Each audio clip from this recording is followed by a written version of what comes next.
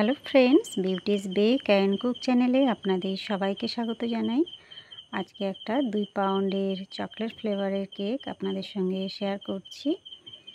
আমি কেক স্পঞ্জটা প্রথমেই ক্রাম কোট করে ফ্রিজে রেখে দিয়েছিলাম 10 মিনিট। তারপরে আমি ফাইনালাইজিং করছি। কেকটা একদম অন্য ধরনের ডেকোরেশন করব, মানে হোয়াইট চকলেট গানাশ দিয়ে কেকটা ডেকোরেশন করব।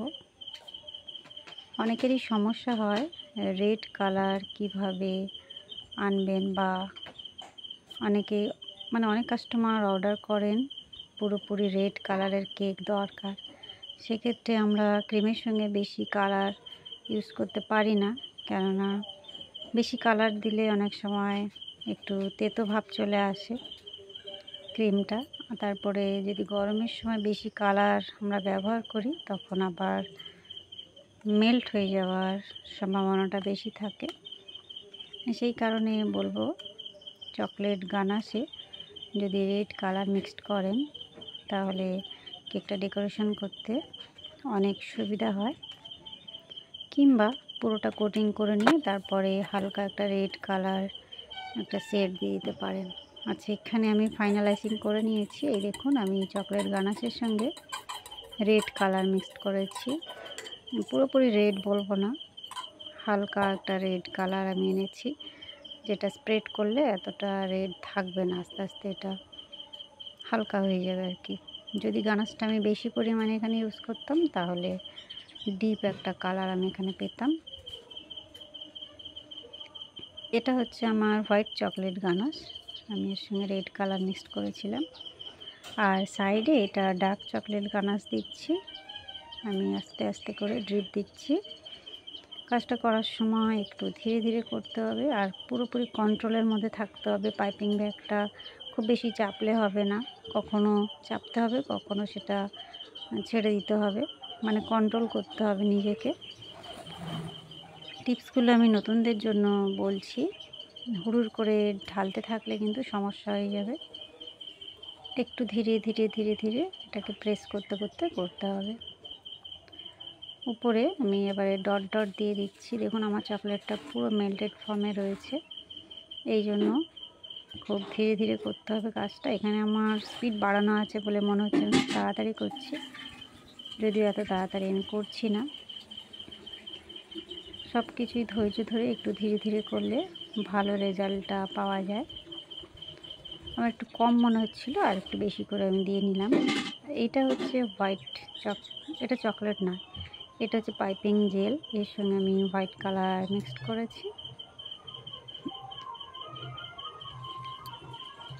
মাঝখানে মাঝখানে ড্রপ দিয়ে দিলাম, যেগুলো কম মনে হচ্ছে সেগুলো আর একটু করে দিয়ে নিচ্ছি।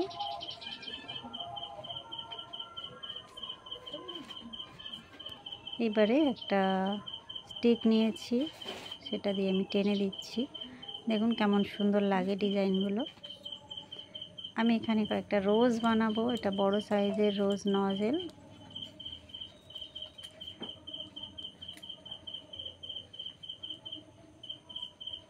বসানোর আগে আমি একটু ক্রিম দিয়ে নিচ্ছি, আর খুব আস্তে আস্তে বসাতে হবে, তাড়াহুড়ো করলে হবে না। বিশেষ করে কেকের কাজ একটু ধৈর্য ধরেই করতে হয়।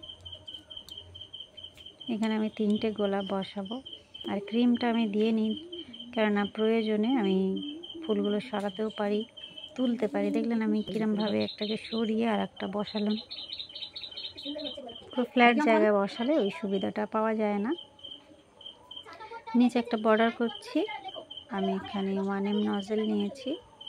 আলাদা কিছু আছে, একটা করে দেখতে মিলছে কি মাছটা দেখবি।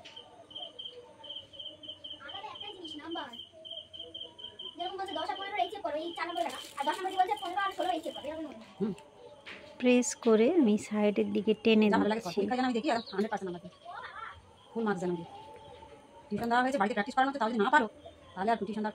বর্ডারটা আমার কমপ্লিট। এই দেখুন ভি শেপ করে আমি পাইপিং ব্যাগটা কেটেছি। আমি অনেকবার এটা শেয়ার করেছি। যদি মনে হয় বড় বড় পাতা করতে চান তাহলে একটু কাটিংটা বেশি করে করতে হবে। আমার একটু ছোট পাতাই ভালো লাগে, সেই কারণে একটু ছোট করেই কেটেছি। আমি এবারে নামটা লিখে নিচ্ছি। এটা আমি ক্রিমের সঙ্গে ইয়েলো কালার মিক্সড করেছিলাম।